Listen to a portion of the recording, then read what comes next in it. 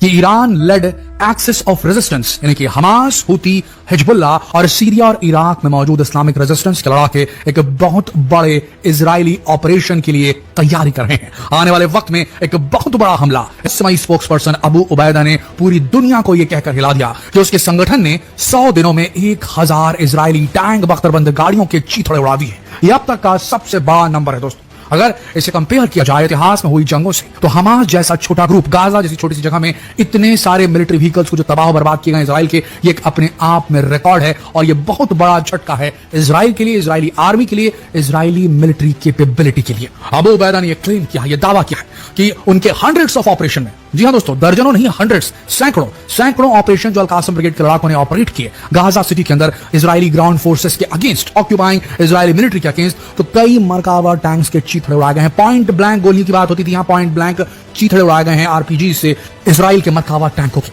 अब दोस्तों यहां पर एक और बहुत बड़ा खुलासा किया अबू उबैदा ने अपने इस बहुत ही रहस्यमय टेलीवाइज्ड इंटरव्यू में। उसने साफ ही कह दिया है कि जो किस्मत है इजरायली हॉस्टेजेस की, वो अब इजरायली गोले बारूद, क्योंकि अब ये कह दिया है हमास के अल-कासम ब्रिगेड के स्पोक्सपर्सन ने कि हमास का स्ट्रॉन्ग होल्ड अब खत्म हो चुका है उन इलाकों पर जहां इजरायली फौज ताबड़तोड़ हमले कर रही है और जहां हमास ने इजरायली बंधकों को छिपा कर रखा था। कई गुट जिन्होंने अलग अलग टुकड़ों में अलग अलग इजरायली बंधकों के गुटों को अपने यहां कैप्चर करके रखा था, उनसे संपर्क टूट चुका। यह कहना है हमास के अल-कासम ब्रिगेड के स्पोक्सपर्सन अबू उबैदा का। अब आप समझ लीजिए दोस्तों कि कितनी बड़ी यहां पर बात हो रही है। अब इसको लेकर के नेतन्याहू के खिलाफ इजराइल में अलग माहौल बन रहा है, क्योंकि ना नेतन्याहू और ना ही नेतन्याहू की बनाई गई वॉर कैबिनेट या वॉर काउंसिल, आप उसे कह लीजिए, इन्होंने बंधकों को छुड़ाने के लिए पहला जो फेस हुआ जिसमें काफी सारे बंधक छुड़ा लिए गए थे इजरायली, अब उसके बाद जो नेक्स्ट फेस था उसे छुड़ा पाने में उन्होंने कोई इंटरेस्ट नहीं दिखाया। ये नहीं कि वो छुड़ा नहीं सकते थे, ये नहीं था कि हमास ने ऑफर नहीं दिया होगा, हुआ ये कि बाद में वो ऑफर फिर कभी नहीं लौटा इजराइल की टेबल पर। और अब अगर बात करा जाए तो हमास का साफ कहना है, एक्सिस ऑफ रेजिस्टेंस का साफ कहना है कि जब तक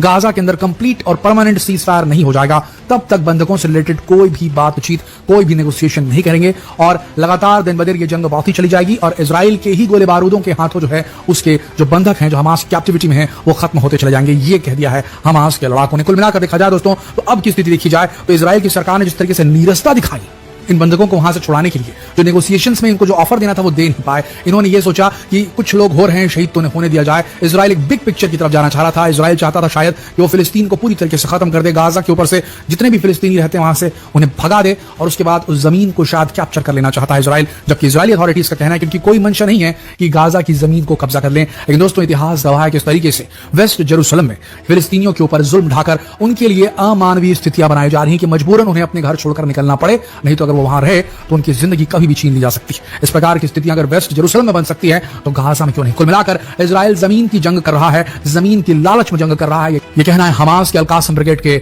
स्पोक्सपर्सन अबू उबैदा का। इसके अलावा एक और बहुत बड़ा आरोप लगाया है अबू उबैदा ने इजराइल पर और यह आरोप सबसे बड़ा है। धर्म युद्ध कर रहा है इजराइल, यह आरोप लगाया गया अबू उबैदा की तरफ से और ये मेथोडोलॉजी है वो इसलिए इस्तेमाल किया हमास अल-कासम ब्रिगेड के अबू उबैदा ने क्योंकि कई सारी मस्जिदें जो हैं वो तोड़ी जा रही हैं, बर्बाद की जा रही हैं गाजा के अंदर। कई मस्जिदों को शहीद कर दिया गया है, ये खबर निकल कर वहां से आ रही है और ये बात खुद अबू उबैदा ने कह दी है। अब इस पे कितना इसमें क्लियरेंस है, कितना ये सही है दावा कहा नहीं जा सकता, लेकिन इजरायली पहले भी ये हरकत कर चुके हैं, बम बरसा चुके हैं, कुछ नहीं छोड़ा उन्होंने, मस्जिदों को भी नहीं छोड़ा। तो ऐसी स्थिति में देखा जाए तो अबू उबैदा का कहना शायद सही हो सकता है। यहां पर रही बात तीन तरफ से घुसपैठ की, दोस्तों एक बहुत बड़ा ऑपरेशन, इसका अंदेशा पहले से ही था, लेकिन अबू उबैदा ने जिस तरीके से टेलीवाइज्ड इंटरव्यू के तहत यह कह दिया है कि अब दुश्मन के ऊपर तीन तरफ से हमले होने वाले हैं। Iran led axis of resistance ने ये भरोसा जताया है हमास को कि बहुत जल्द एक बहुत बड़ा ऑपरेशन और मे बी कोऑर्डिनेटेड ऑपरेशन हो सकता है, एक साथ तालमेल बना के सारे लोग एक साथ मिलकर इजराइल पर चढ़ाई कर सकते हैं। ऐसी स्थिति में दोस्तों इजराइल में हड़कंप मच सकती है, वो भी तब जब हिजबुल्लाह की लगातार कार्रवाई के चलते 3 से 6 किलोमीटर तक का जो इलाका है deep inside Israeli territory, northern border की अगर हम बात करें,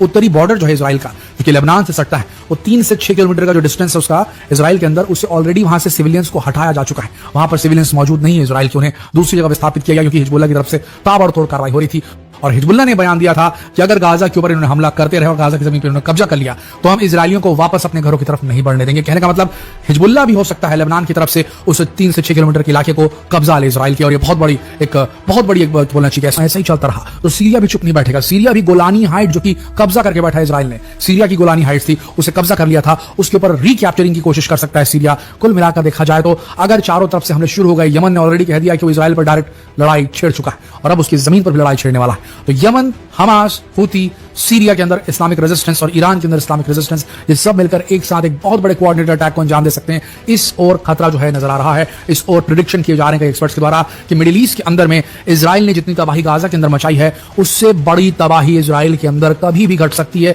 एक ऐसा अनप्रेसिडेंटेड अटैक हो सकता है जिसके बारे में ना इजराइल ने सोचा होगा, ना अमेरिका ने सोचा होगा। देखिए दोस्तों, इस बात में थोड़ी सच्चाई इसलिए भी लगती है कि इजराइल और अमेरिका कंप्लीटली इस रीजन में, जो ये गाजा का रीजन है, ये वेस्ट बैंक का रीजन है, ये लेबनान का हिजबुल्लाह का रीजन है, इस इलाके में इनका ह्यूमन इंटेलिजेंस वीक होता चला जा रहा है। ह्यूमन इंटेलिजेंस किसे कहते हैं? ओरिजिनल जासूस, यानी कि वो या तो एम्प्लॉय करे वहां के किसी को पैसे की लालच में या कुछ और तरीके से, तो वहां पर ह्यूमन इंटेलिजेंस इनका कम है। जो भी इंटेलिजेंस है वो सर्वेलेंस वाला इंटेलिजेंस है, जो निगरानी रखने वाला है, चाहे वो साइबर सिक्योरिटी की बात हो, चाहे और किसी माध्यम से हो चुका है। और इसको वीक होने का पीछे सबसे बड़ा कारण यह है कि ये इन्होंने लड़ना सीख लिया है। इन रेजिस्टेंस वालों ने इतनी मार खाई है इजराइल से, अमेरिका से, कि इन्होंने लड़ना सीख लिया। इन्होंने, आप देखेंगे अगर, तो यहां तक भी खबर आ रही थी कि जो गाजा के अंदर काफी लंबी लंबी सुरंगें जो थी, उनके अंदर में पुराने जमाने में जैसे तार वाले टेलीफोन होते थे, उस टाइप के टेलीफोन का इस्तेमाल किया जा रहा है। वहां बिल्कुल भी कोई भी इंटरनेट का इस्तेमाल उस तरीके से नहीं किया जाता जिस तरीके से सरफेस के ऊपर किया जा रहा है। कुल मिलाकर देखा जाए तो हर चीज को पूरी तरीके से सीक्रेट और ऑनलाइन प्लेटफॉर्म से गायब रखा गया है, जिसके चलते उन तक पहुंच और उनके प्लान्स की पहुंच जो है, प्लान बनाने से पहले पकड़ लेते हैं, प्लान बनाने के तुरंत बाद जब प्रोग्रामिंग वाला फेस रहता है तभी पहुंच जाती है CIA या मोसाद। लेकिन यहां पर 7 अक्टूबर का हमला भी कुछ इस प्रकार से किया गया कि इंटेलिजेंस फेलियर हो गया, उनके रडार पे नहीं आया कि इस प्रकार की प्लानिंग ये कर रहे थे। ठीक उसी तरीके से इस बार फिर से एक बार ऐसा खतरा दिख रहा है कि एक बार फिर से इजराइल के ऊपर एक बड़ा हमला हो सकता है, और ये वाला हमला जो रहेगा वो डिसाइसिव। जिथे जिथे तरेगी तू पैर नी देखी, खड़ खड़ देखू सारा शहर नी हो, तेरे ना प्यार चलदा, तेरे करके ही चलदे